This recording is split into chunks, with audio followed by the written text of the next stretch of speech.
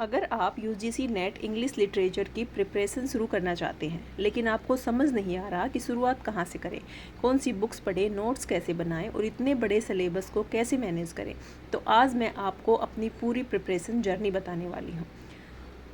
यह सिर्फ सर्टिफिकेट नहीं है, यह मेरे लिए प्रिपरेशन, मेरी गलतियाँ, मेरी मेहनत और मेरी लर्निंग जर्नी का रिजल्ट है। इसलिए आज मैं आपको कोई रैंडम स्ट्रेटजी नहीं बताने वाली।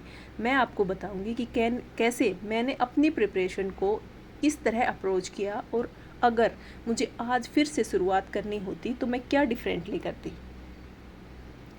मेरी सबसे पहली प्रॉब्लम सिलेबस नहीं थी। मेरी सबसे प्रॉब्लम थी इतना बड़ा सिलेबस देखकर समझ ही नहीं आ रहा था कि आखिर पढ़ाई शुरू कहाँ से करनी है। Poetry, drama, fiction, literary theory, criticism, Indian literature, world literature, cultural studies, linguistic, research methodology, सब कुछ इम्पोर्टेंट लगता था।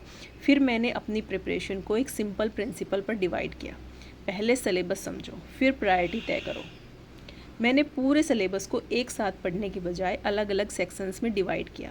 इससे प्रिपरेशन मैनेजेबल हो गई और मुझे पता था कि आज मुझे एग्जैक्टली क्या पढ़ना है। मेरी फर्स्ट मेजर रिसोर्स थी history of English literature by William J long. British literature की हिस्टोरिकल फाउंडेशन बनाने के लिए मेरे लिए बहुत यूज़फुल रही।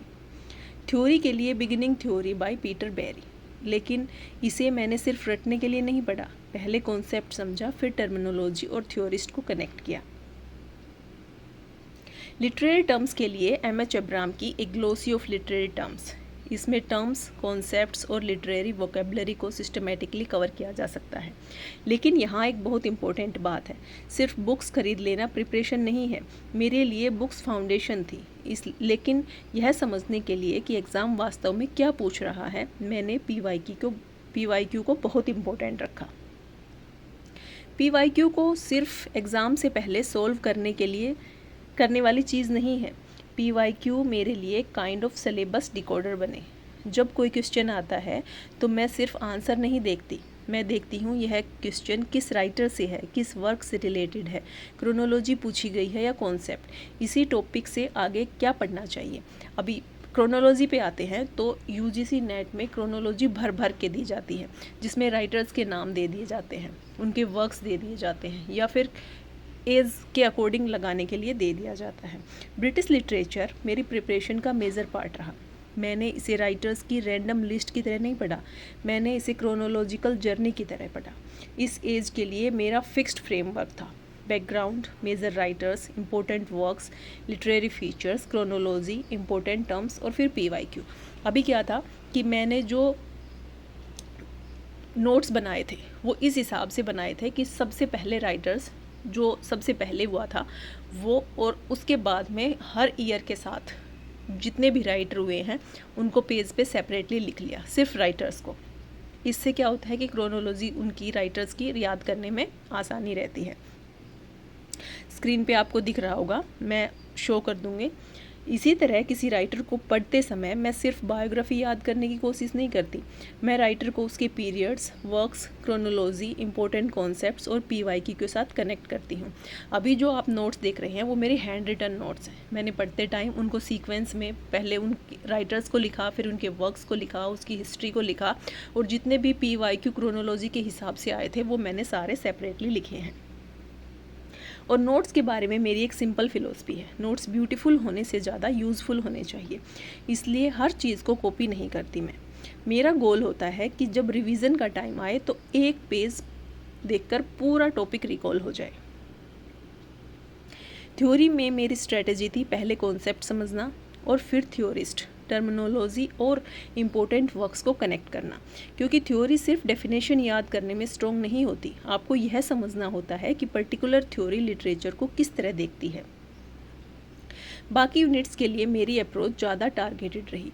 हर यूनिट को समान डेप्थ में पढ़ने की कोशिश करने के बजाय पीवाईक्यू, सिलेबस और इम्पोर्टेंट टॉपिक्स के आधार पर अपनी प्रिपरेशन को प्रायोरिटाइज़ किया। प्रिपरेशन में एक चीज़ जो मैं सबसे ज़्यादा एम्फेसाइज करूँगी वो है रिवीज़न। पहली रीडिंग आपको इन्फॉर्मेशन देती है, लेकिन रिवीजन उस इन्फॉर्मेशन को मेमोरी में बदल देती है। आपके पास कितने घंटे हैं, यह हर स्टूडेंट के लिए अलग होगा। इसलिए मैं किसी फिक्स्ड 10 आवर टाइम टेबल को यूनिवर्सल नहीं मानती, लेकिन हर स्टडी डे में लिटरेचर, PYQ और रिवीजन का कॉम्बिनेशन ज़रूर होना चाहिए। मेरी प्रिपरेशन में मैंने 5 चीज़ें सीखी। लिमिटेड रिसोर्स रखो, प्रायोरिटी तय करो, PYQ को सीरियस लो, रिवीजन करो, सबसे इम्पोर्टेंट कंसिस्टेंसी मेंटेन करो। अच्छा, PYQ की बात करें कि जो पिछले ईयर्स के क्वेश्चन पेपर्स हैं वो रिपीट नहीं होते, उनके कॉन्सेप्ट्स रिपीट होते हैं। ऐसा नहीं है कि जो पिछले क्वेश्चंस थे वो सेम उठा कर दे देंगे, ऐसा नहीं होता। और आखिर में बस इतना कहूँगी कि मेरी स्ट्रेटजी आपकी स्ट्रेटजी नहीं होनी चाहिए। मेरी जर्नी से आपको डायरेक्शन मिल सकती है, लेकिन आपकी स्ट्रेंथ, वीकनेस और अवेलेबल टाइम के अकॉर्डिंग अपनी स्ट्रेटजी को खुद बनाओ। अगर आप भी UGC नेट इंग्लिश लिटरेचर की जर्नी शुरू कर रहे हैं तो लिटरेचर पेडल्स पर मैं आपको स्टेप बाय स्टेप इस जर्नी पे लेके चलूँगी। We will not just study literature, we will understand it, connect it and revise it for the exam.